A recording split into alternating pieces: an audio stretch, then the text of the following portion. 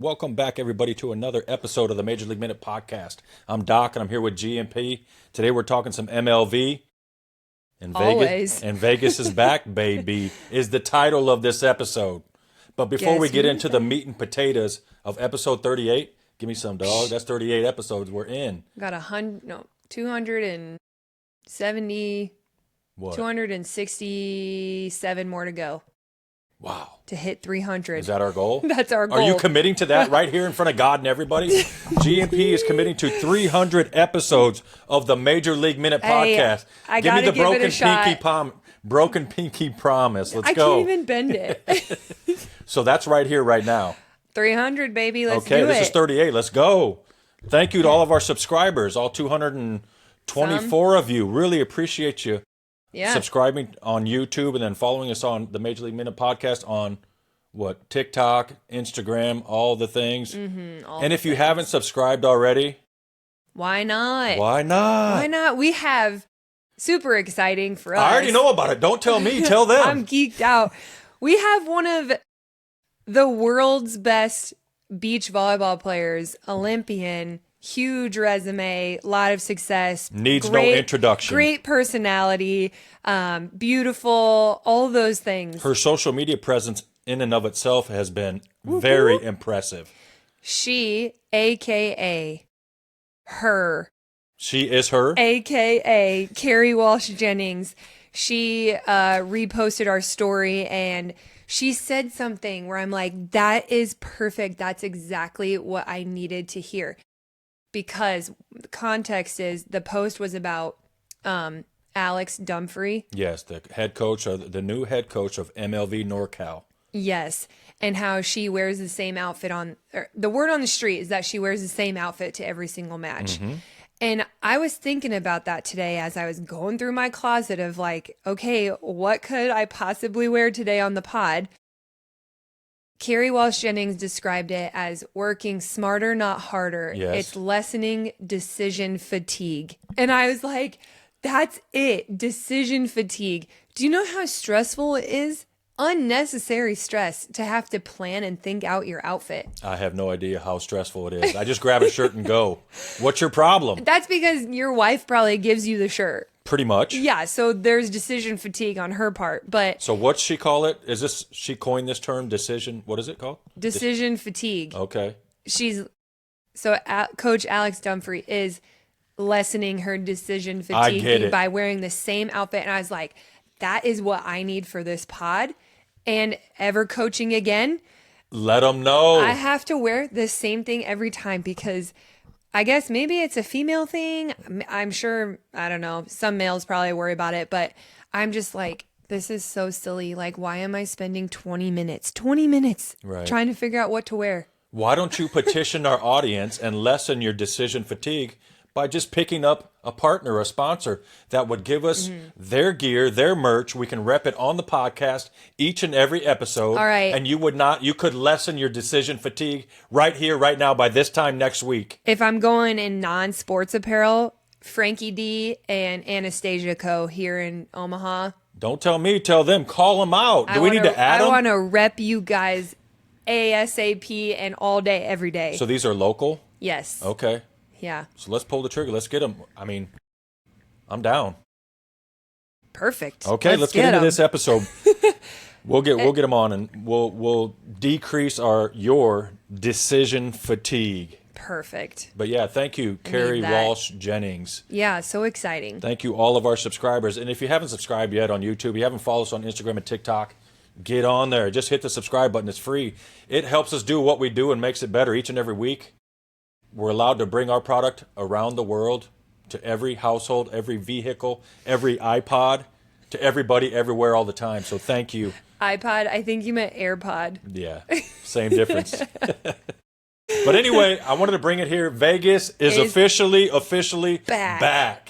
Guess baby. Who's back? Vegas is back again. Yep. Did you watch the presser? A little bit. Okay. Not the full thing, though. Yep, I watched the whole thing. It was good to see them back. And lo and behold, what do you know? What? 10 out of 10 Reddit. Always right. Always right. If Reddit said it, you can bet it. Ooh. You can take it to the bank. I mean, Am I wrong about it? I mean, they have been a pretty accurate, reliable source of information, especially as it relates to the, what's going on in the volleyball world. Somehow, some way, they get the deets. That's the thing is like, how? How do these people know? You tell me. I don't know. I don't know. I don't know how these people know. They put all their minds together and all their information That's what together, and they come up with this accurate presentation way That's before what it's I'm telling public. you. People know how to hack phones. Is that what it is? And they can listen to your conversations. Hey, I mean, how look else? at your texts. How else does it happen? How else do they know? So if Reddit said it, you can bet it. You can take it to the bank. Yeah. Pretty accurate. But they were right. August Yep. 3rd, the Thrill, the Vegas Thrill, same name, different logo. Yeah, different colors even. Yeah. So I really like the colors. Okay. Seems like they're going to be playing at the same venue. Same venue, which New is ownership. great because the venue and like the area of town We were there. is so nice. It's out on the outskirts of Vegas. Nice Yeah. little intimate arena. Mm-hmm. Well, I mean, you park nearby. It's all very conveniently located. Yeah, I think the arena is only 4 years old. I think it was built Beautiful. in 2022. Yep. But yeah, just that area is great as well. So You love the colors, but love the colors, but you're going to have to... I think so. They have like two logos, right? Like the Omaha Supernovas have two logos. We have the main one where it says Supernovas, and then we have the other one where it's just like the O. Okay, yeah. The So- one they had upside down at the... Yes, that one. So I think because I've seen two now where Vegas Thrill has, it's like a volleyball with like a spark or a star or a firework, whatever you want to call it, behind it. Okay, That's the one I'm like, I don't love that there's a volleyball in it. okay. That's just my personal preference. But the other one that I saw was, it says Thrill, like really big, Yeah. and then Vegas small. But that one I was like, oh, okay, that's cool. And I think it still had the same like spark behind it. Same pop to it. Yeah. So yeah, I got it right here. The yeah. logo? Yep. Let's You what- see it?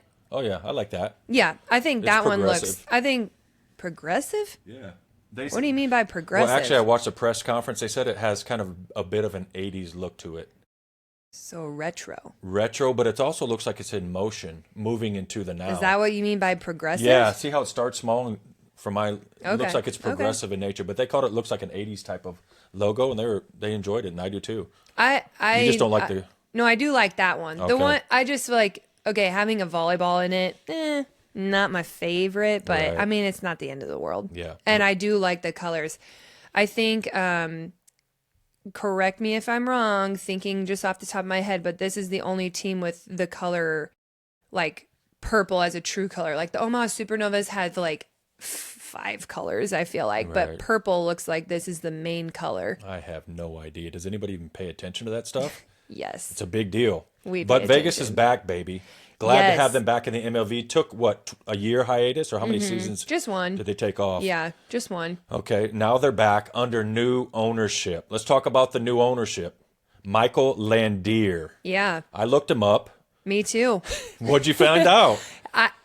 He's a it's- young guy, young, well- energetic guy that loves sports, specifically Vegas sports. What I appreciate and admire is there's not very much of a public footprint that he leaves behind. Like, I admire that because sometimes I'm like, I don't want anybody to know what I'm doing, where I'm at, all of those things. I think he's always been more of a fan than an investor. Okay. Now I think he's moving into the business and he's getting off of the fan bench and getting into the investment As far side. as sports. Yes. Yeah. Yeah. Because investment wise, he has his own entertainment business. Yeah. His Making own films is what I'm production understanding. Yeah. company. And so, yeah, making small independent films. So as far as the sports side, Yeah.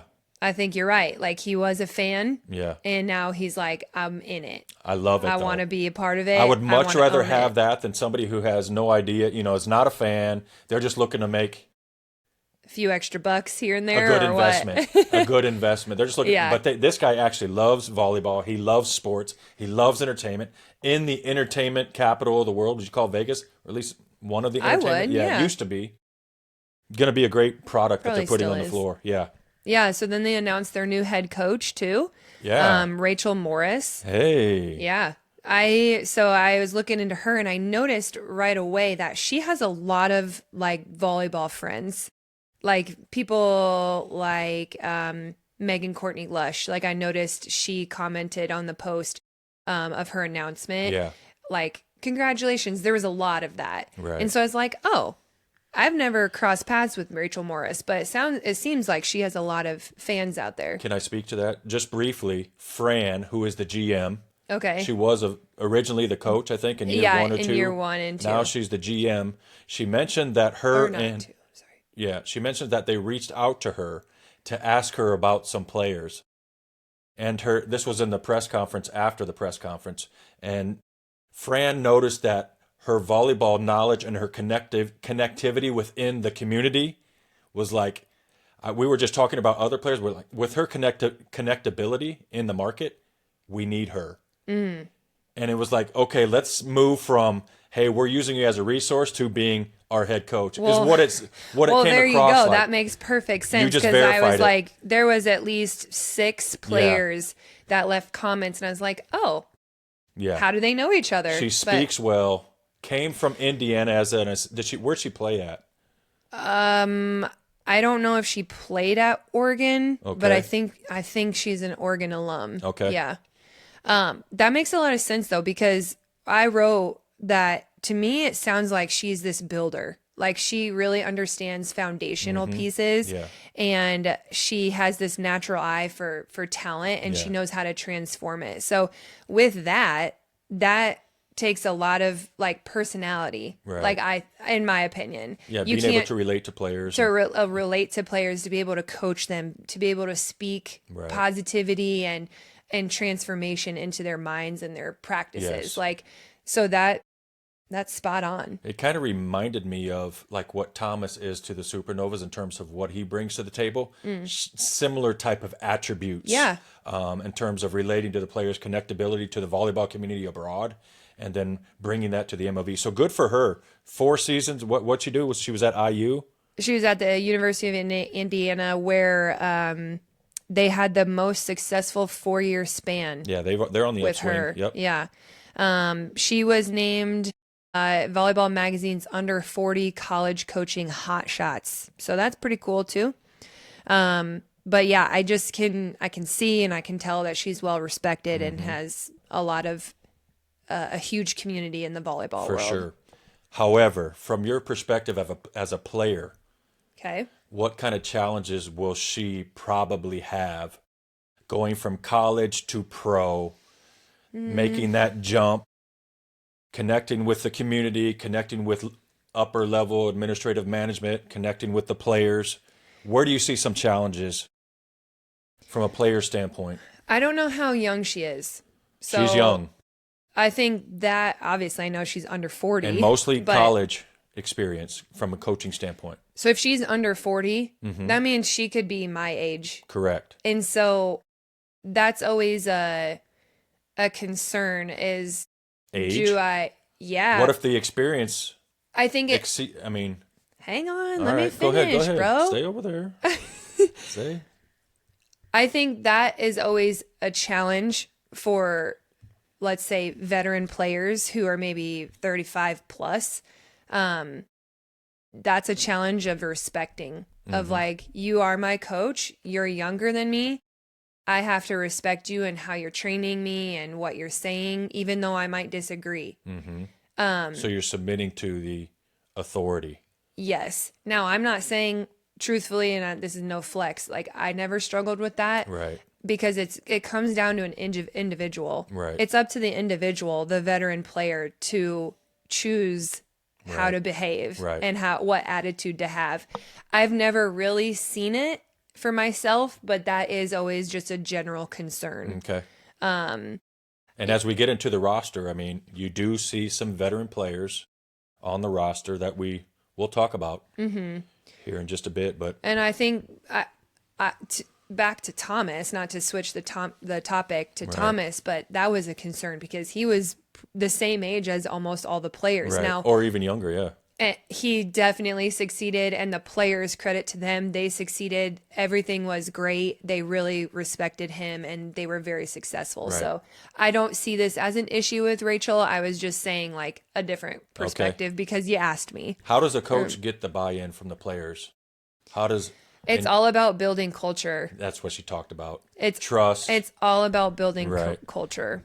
I think that, like, to your point, she's a builder. She understands things from a foundation level, from a grassroots I mean, level. it starts from day one. It starts from the moment she picks up the phone and calls a player Right. to recruit them or ask them if, hey, want to join the thrill? And the way that starts it went then. down, according to the presser, was Fran had been doing roster building on her behalf. Okay. This presser was the first introduction that the players had with, Rachel? yes, on the stage. So, and she made a point to say, on this part of my speech, I'm going to turn around and address my players for the first time. That's cool. Yeah, it was. That's really cool. It was awesome to witness. But yeah, I think they're going to be in good hands. I think it's going to be a tough lift. Just why? Because You're basically starting from scratch, right? I mean, we can get into that, but a lot of the players that are announced secret, it's not even a secret, Right. but it wasn't necessarily public. Right. They're returners. Yes, thrill returners. Yeah.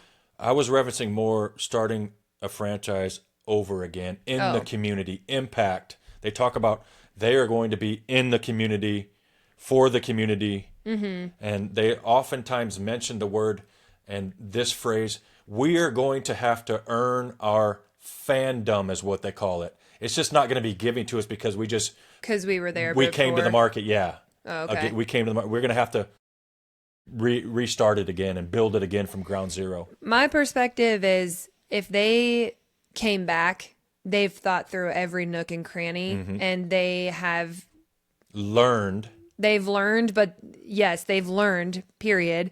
They've also really committed to achieving and thriving in all areas, not just on the court, or not even just, we just need to get butts in the seat. Right. Like, I think they're talking about all the right things, culture, Right. community, impact, right? all those things. So I think you said it might be difficult, but I think it's actually like a breath of fresh air. For who?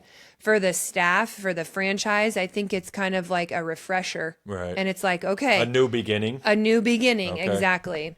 And if I was in their shoes, I don't really think I would feel any pressure or expectation. Kind of Right. like, Dallas last year of like, we are kind of a completely new franchise. Yeah, I you mean, they called it have out. the same name, Right. but that's in the same venue, but that's, I mean, they're really starting over in a way. Administrative with Fran and then the other president, they were there for the thrill back in year 1 and 2 as well. So they got some solid pieces that carry over into this new beginning. So hopefully they can hit the ground running.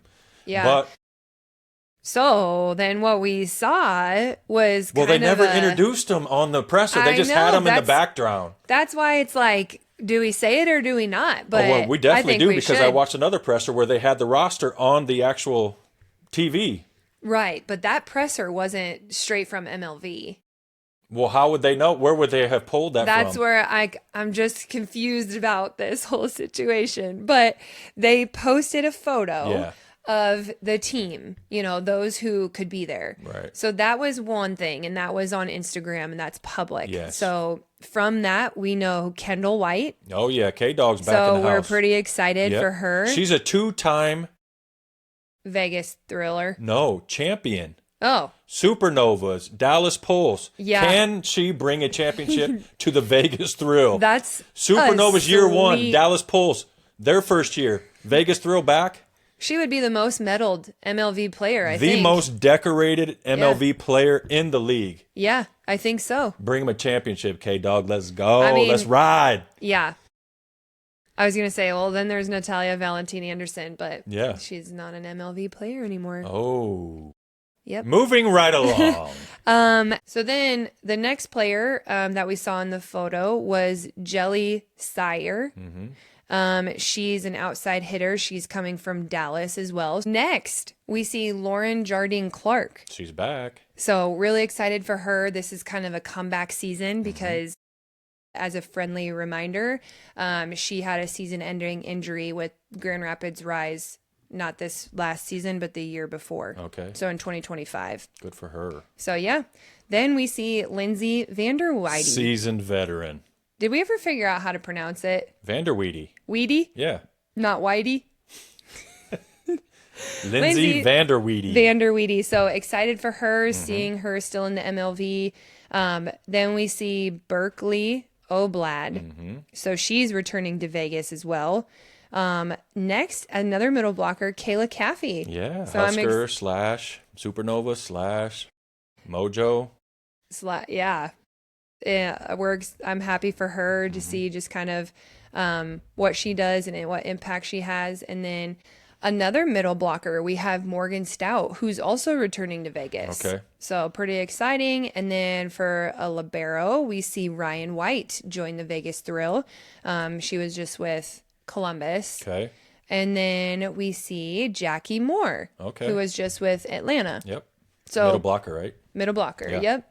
And she ended up playing a lot this last season because Yes. who was Raven. in front of Collier? Yeah. Colvin? Yes. Colvin got injured. Right. So Jackie had a pretty successful season with Atlanta. So that was who was pictured in the picture up on the stage. Who was pictured, but you found a legitimate roster Yes. on a news station. Las Vegas news station. Which is funny They because put it's the not even image- on MLV yet. They put the image up on the screen. So how does that image they put on the screen different than who was on here? because I'll tell you, there's a lot, but we see Lecator Member-Meneh. So is that like a first? Was that supposed to be I don't know. released or disclosed? Because I haven't heard or seen that anywhere other than this image that that news company put up. You found a credible source. Yes. It's not Reddit, No, which is credible. because they're always right.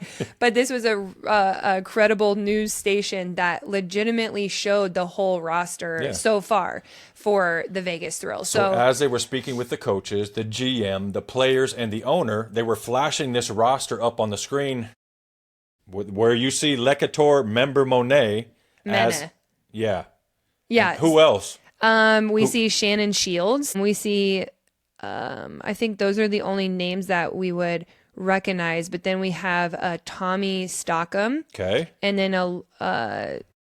a Savannah. Oh, gosh. A Savannah Banana?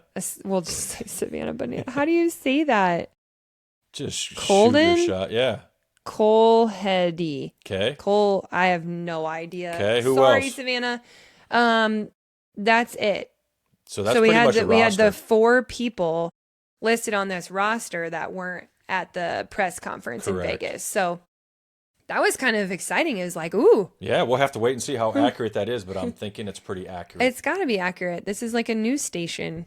And I think you called out Lecator Member-Meneh months ago. You was like, this would be a good landing spot for her. Did I say Vegas? Or did you say? I think I said LA. Oh, you did? Okay. I think I said LA. We'll have to go back and check the receipts on that one. So that kind of then begs the question of where are these other players going that still haven't been announced? So some of the players that have been in the MLV over the last 2-3 seasons haven't been announced, but will be announced according to your sources pretty soon in the near future. Yeah. So one of those, first off the bat, is Tristan Savage. Yes. Had a very successful season with Dallas. Was maybe one of the few reasons, I guess many MVP? Reasons. Yeah. Could have very well been the MVP. She is a reason why they won. The championship match? The championship. I agree. She and the semis even. Yeah. I mean, she was just on fire during that series. So she's a big name where I'm like, ooh, where is she going? Is it LA? Is it DC? Is it what else? Who else has it? Minnesota. No, Minnesota's already been. They full? They're DC, LA. It's pretty much NorCal. DC, LA is left. Pretty much. Yeah. Pretty much all the other rosters are full. So. Yeah. Then we have Toy. Onabanjo. Onabanjo. Haven't seen her name yet. Marin Grote, Maya Tabron, Morgan Lewis, Grace Loberg. And then Hannah Maddox. Oh, yeah. Haven't seen her name yet either. No, I keep seeing her image popping up, though, of her spiking the ball. Or maybe it's her serve, that topspin serve that she used to be. So I'm sure she's coming back somewhere. Where do you keep seeing that? On MLV stuff, they keep posting images of that. Maybe a little, what do you call those, like Easter eggs? Meaning they're like little hints that people have to catch up on? Yes. Gotcha. Yep. So And it'll be then- interesting to see who else. Bree Kelly was one where I was like, I haven't seen her name yet. So I looked into her. She's actually going to play in Germany, Okay. which was surprising. Why? But I don't know. I just am like, Where'd she play last year? she was with Orlando. Minimal She played. impact. Off No, and she on? played off and on. Okay. Yeah. They kind of with Yeah. Kaz Brown because Kaz So many didn't injuries. have the most strongest season, Mm-hmm. but still good. So they just kind of rotated around because Okay. then with Natalie Foster as well. Okay. But anyway, it's surprising because I don't know. I put myself in a young rookie's shoes and I got a taste of playing in the United States. I'd probably would want to stay in the United States. I think leaving the United States would be like, Inconvenient for one. I'm just like, oh, I tasted and saw that everything here was good. Yeah. So it just surprises me, but maybe she she had an wants offer to see she the couldn't world. refuse. Yeah, and please don't misunderstand me. Going overseas is still good. Germany's good, right? Yeah, Germany's great. I love Okay. Germany. And honestly, it would be really good for her, I think, just to feel a different speed of the game and just different style. So going overseas is still really good. I'm not saying that. I just maybe am a homebody and I'd be like, if pro volleyball is here in the United States, I'm not going anywhere. I'm sure she'll be back. Yeah, I hope so. Okay, what'd you think of the AU announcement? Did it catch you off guard? Were you aware of it? Do you want me to share it with you? I was aware of it, but for those who aren't, we'll just read what they had to say. AU made this announcement. Today we are sharing an update on Athletes Unlimited Pro Volleyball. Okay, stop. Just pro volleyball. Because AU softball, basketball, all these other balls. This is specifically only volleyball, not softball, not. Yes. So I don't know if those are going to keep going on, but this is specifically for volleyball. As we continue to focus on the long-term growth of our leagues, we've made the decision to pause AU Pro Volleyball during the 2026 season. Volleyball has evolved tremendously in recent years, and we believe this is the right time to reimagine Our product for the next era of the sport. Guy just took over the mic. Hey, that's what we do. What is reimagine our product? We'll find out. We're incredibly proud of what we've built together and the role AU has played in creating new opportunities for professional volleyball players. For sure. Thank you to our athletes, coaches, fans, partners, and staff who helped make AU Pro Volleyball possible. We look forward to what's next. So have you played? Have you played AU before? I have not. Never? No. How long's it been around? Ish. I think it started in 2020. Oh, wow. I think Great time to start. Great or bad? It was great because there was nobody in the gyms. It was just the players. Yeah, I but remember watching it on ESPN. they had to wear... And everybody was watching because there was nothing else to do. Okay, I guess that's one way to look at it. Yeah. Bad in the sense of they had to legitimately play volleyball with masks on. Did they really? Yes. Oh. How did you not remember? I don't remember that part. Yes, they were playing with masks. And I'm just like, I would not thrive in that situation. No way.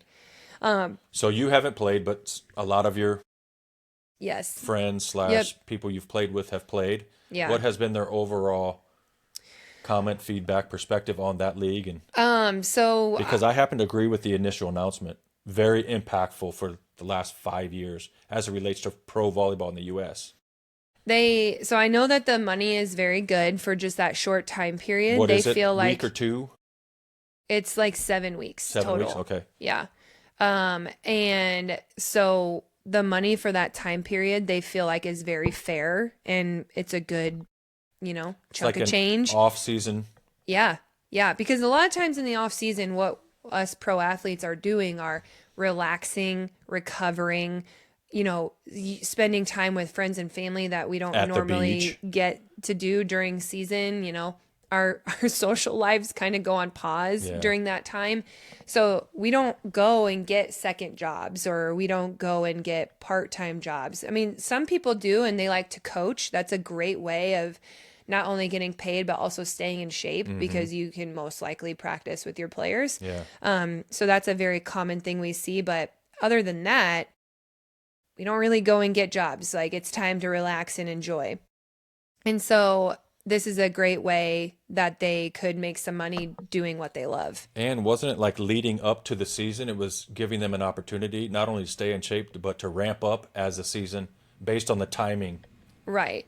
However, I guess on the flip side of that, I have heard the complaint of it's so much playing in a short amount of time. Oh, it's a lot of ball. That physically it's exhausting. Okay, with the travel too. Lately they've been traveling from this city to that city. Which is uncommon. That was just in the last season. Oh, that was a one-time deal? Yeah. Okay.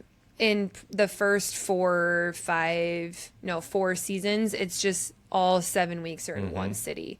So I think last year was the first time we've seen them split between Wisconsin and Nebraska. Okay. But so money's great. It's a great way to earn some money and to practice and to ramp up for season. On the flip side of that, it's exhausting physically. But then I've also heard a big common complaint, or I don't want to use the word complaint, Concern. but it is a huge mental game, because you are, every single touch is, it matters with how much money you make.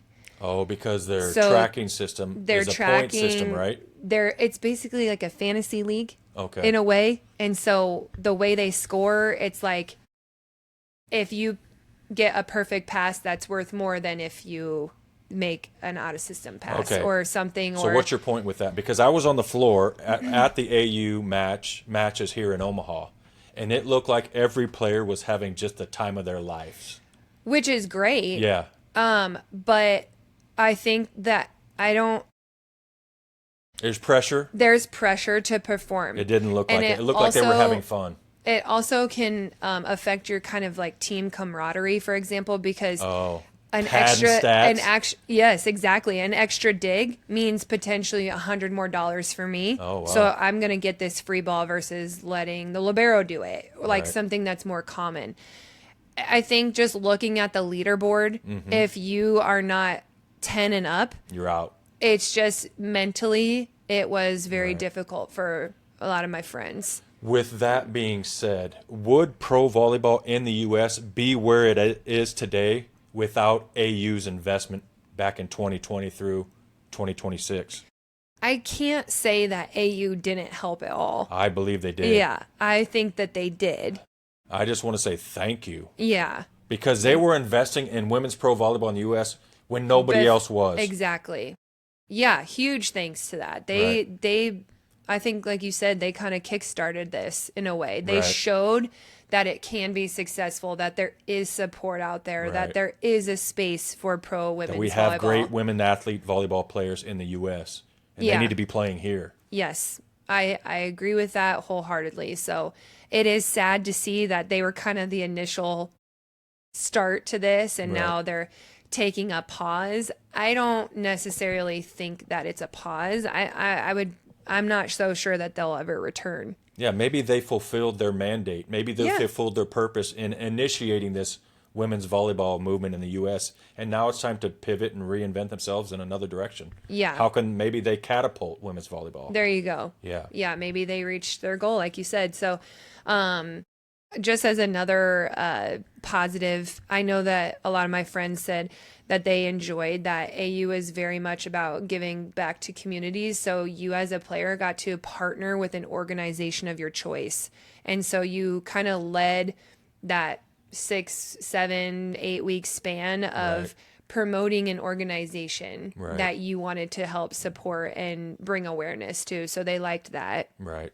I enjoyed the locker room or the treatment room when I was treating the players. When AU was in Omaha, I had the opportunity to meet several players, meet and treat, and just the overall culture in the room, the environment, the conversations. It was kind of like this one for all and all for one is what I felt.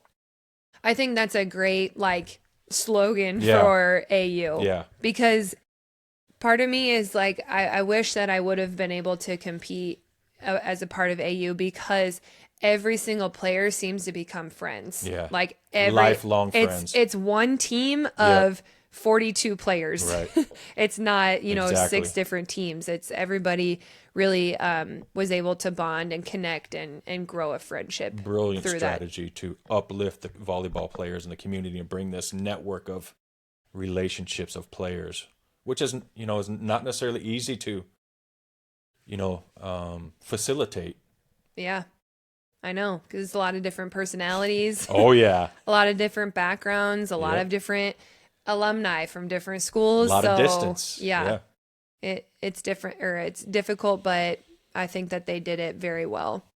Okay, let's move along. Anyways, you said you weren't going to read the comment section.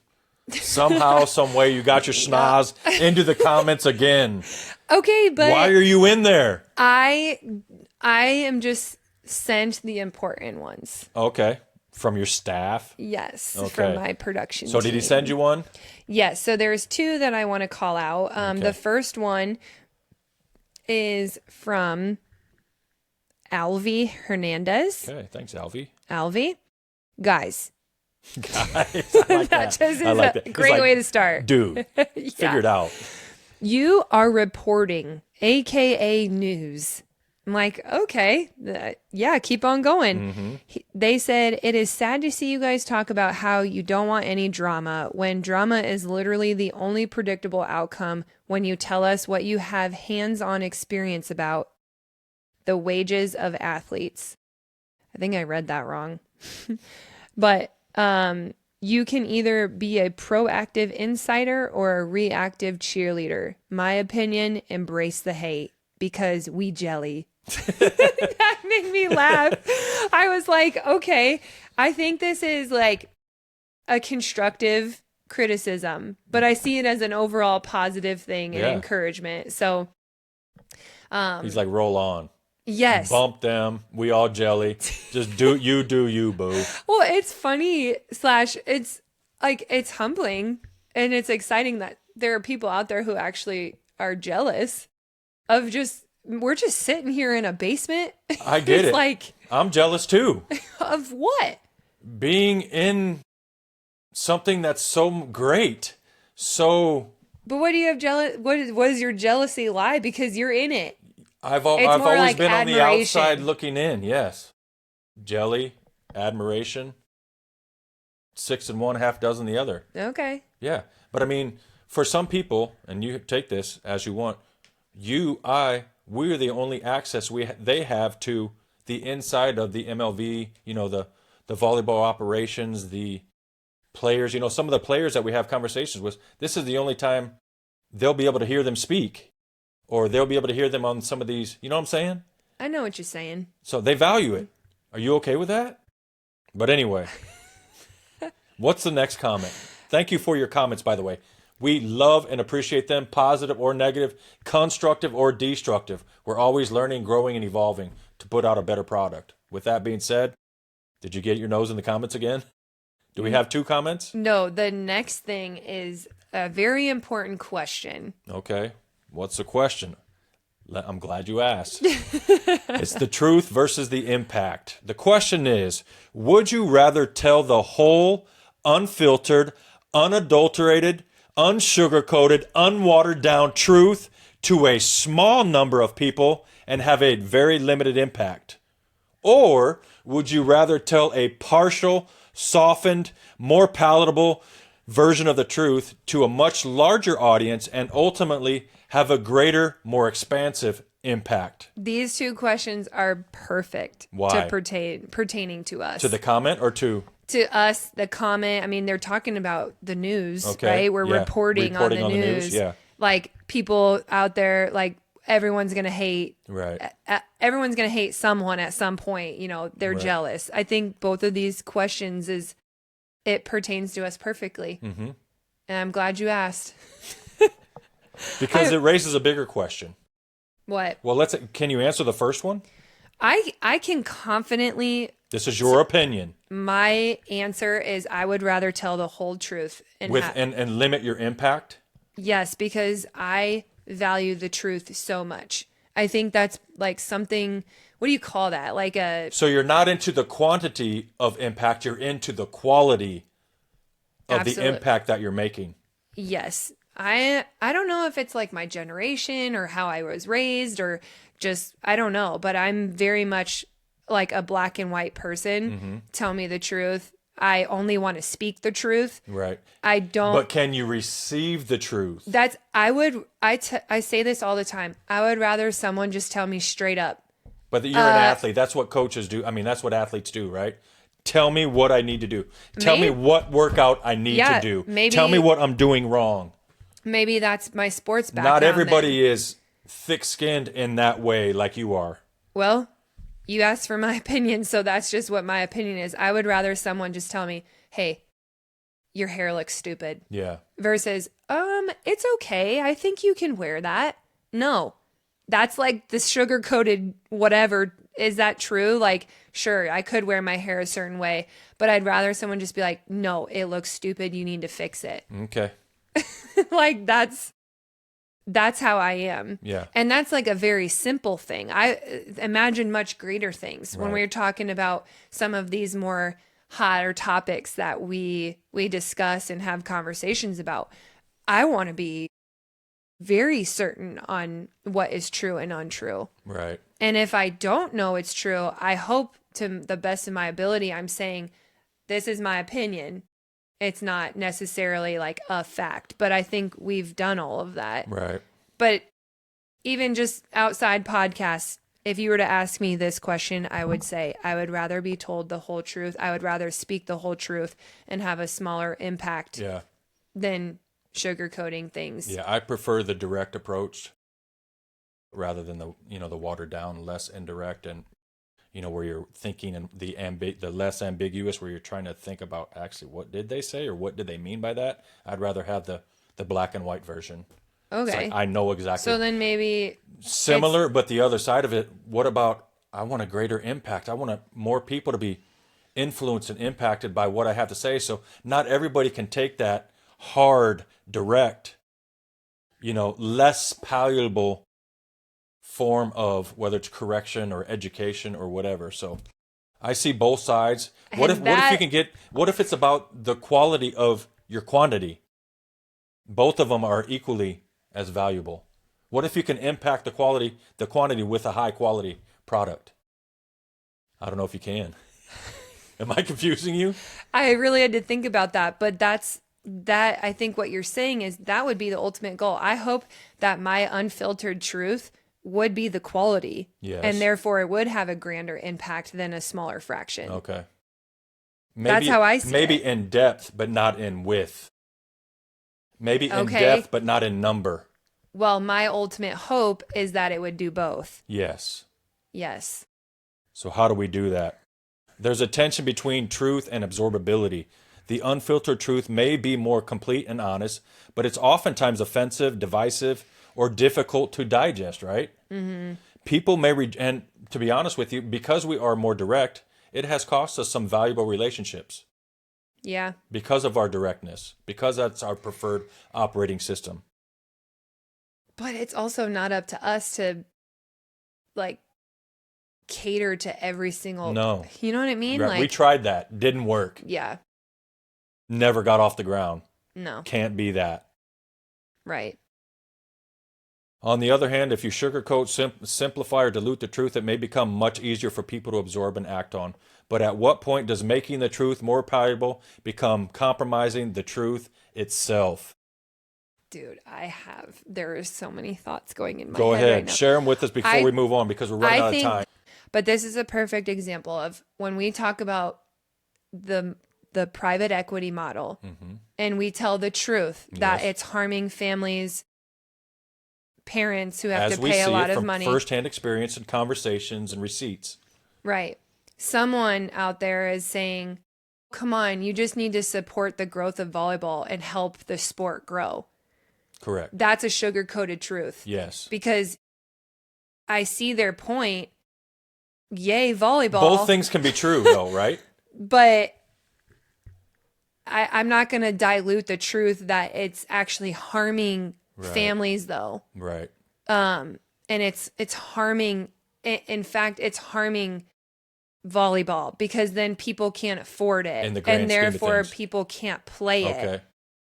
unless they go find a different club. But maybe that club is 45 miles away versus only 10 minutes. Right. So again, I stand by. I'm going to. How was the initial? I would rather tell the whole truth, unfiltered, unadulterated truth to a small number of people and have a limited impact, because at least I can go home knowing that it was the solid truth. And you can lay your head on the pillow and sleep at night knowing that what you said and did was congruent with who you are. Right. But what's the real question? The real question, what is it? Is it better to have 100 people hear 100% of the truth and change nothing, or 10,000 people hear 70% of the truth and actually change something? This is at the heart of the matter. This is like a Sunday sermon. It is. But it's the truth. I mean, what responsibility do we have as communicators to protect the purity of the truth, or to make the truth usable enough that it can actually influence people? What responsibility do we have as podcast hosts? I mean, we don't even have to talk from a podcast standpoint. This could just be a theoretical question for our audience to just ask themselves in general. Yeah, why don't you ask them? Whether it's talking with your family, talking with your work staff, talking at church, your teammate. and you're a part of your team. I mean, these are really good. This is a good theoretical question to digest. At what point does making the truth more digestible stop being effective communication and start becoming distortion, where the truth has been distorted? Oh, these are good. This is thick, isn't it? It's thick. Stuff. This is good stuff. Let us know what you think. Yeah, We're like who wants stuck to in the answer middle. these questions for us? And with that being said, we're just going to keep doing what we do. We're going to be who we are and do what we do. Yeah. And hopefully it comes across in a loving, caring, entertaining. This other comment that I saved because I thought it was good was from Mike Jackson. Mike Action Jackson. Sure. You're so always a nickname. Hey. All right. He said, honestly, just say your opinions and don't worry about what other people think. Some people will agree, some will disagree, and some will even hate. That will happen regardless of who you are and regardless of what is said. You guys are one of the only channels that focuses on the American volleyball leagues, so please keep doing what you're doing. Do what you do. And with that being said, we are going to keep doing what we're going to do. And we got it. Let's end it on that. So, with that being said, yep, keep going. Read it. Let them know. Let all of them know. We have an announcement. We've been bringing this, talking about it for weeks. We've been in negotiations and conversations and considerations for months, and you're going to let them know right now. Or do you want me to do it? No, you do it. Okay. This is your time to shine, Doc. I'm going to be honorably. Go check out our Instagram page. Honorably. Oh my gosh. We've lost them now. They say every podcaster's dreams of signing the next big deal. The moment when hard work meets opportunity. Well, today it's our turn. After many meetings, conversations, discussions, negotiations, hard prayer, and consideration, we would like to inform our family, our friends, our followers, what are you laughing at, our subscribers, and our global volleyball audience that the Major League Minute podcast is officially taking its talent to Hurrdat Sports, and specifically Hurrdat 1. Woo-woo! We have arrived. Huge thanks to our followers and subscribers. You want to can you get your hat on your dome piece? I can. Yours is bigger than mine, buddy. Well, I got yours and you got mine. Yeah, I think we switched up. Huge thanks to our followers and subscribers, and especially the Hurrdat family. We are incredibly excited to partner with one of the premier media platforms in the country, and will continue bringing you the latest interviews, news, and stories from the world of Major League Volleyball. Woo! Doc has been dreaming about this. This is what we college college university reveal, Yes, whatever you call it's that. the signing. The signing day. Yes. Yes. We're really excited. Yeah. You know, a few months ago, what was that? 9 months ago. Yeah. This was just an idea. It was just an idea. And you weren't sure you were on board with the idea. It led to a conversation. It led to my husband building this studio. Right. It led to us right now signing a deal with not just a deal. Like, this is a pretty big deal. I mean, they're the dogs. They are dogs. They are. They're the best. They are hands down just best in the business. So professional. Great personalities. I've had so much experience working with Hurrdat with the last 4 years, 3 years. And every single person is just amazing, top notch, great personalities. Like I said, they're just the best. And so I feel really honored that we get a small piece of their pie, but happy to be on board with them. Thank you to the Hurrdat Media Conglomerate. You guys are the best. Excited to partner with you. But what does this mean for the MLM podcast specifically? This does not mean that what we say is going to change. Right. This doesn't mean that you're going to get a different version of Doc and GMP. We are still going to be exactly who we are. Right. And do what we do. Rewind a few minutes ago, we are going to stand on truth. No one is going to be writing our scripts or our conversations. No one's going to be directing our guidelines or whatever. Like, you're still going to get GMP and Doc. Raw. Unadulterated, unwatered down, unsugar-coated. Our weird conversations, our songs, all of that. It's really not going to change much other than we hope to just be a little more professional now. Are you kidding me? Is that even... Yeah, I mean, I thought it was. I got no. I mean, like, shirt. production side of things. Production-wise. Production-wise. Yeah, what will change? I think just our presence in the social media world will probably elevate a little bit. A little bit? No. A lot of bit. Yeah. True. I think I say a little bit because I don't want to offend our production team now. Oh. He's done a great job so far. We need to shout out him. All right. Well, production team, a.k.a. Mason Prososki. We officially release you from your duties. He's probably sad a little bit. He's had a great time doing this and learning all the things. But, so if there's anyone out there who would like... No, there are, specifically. We're looking for wardrobe. What was it? What was Kerri Walsh Jennings?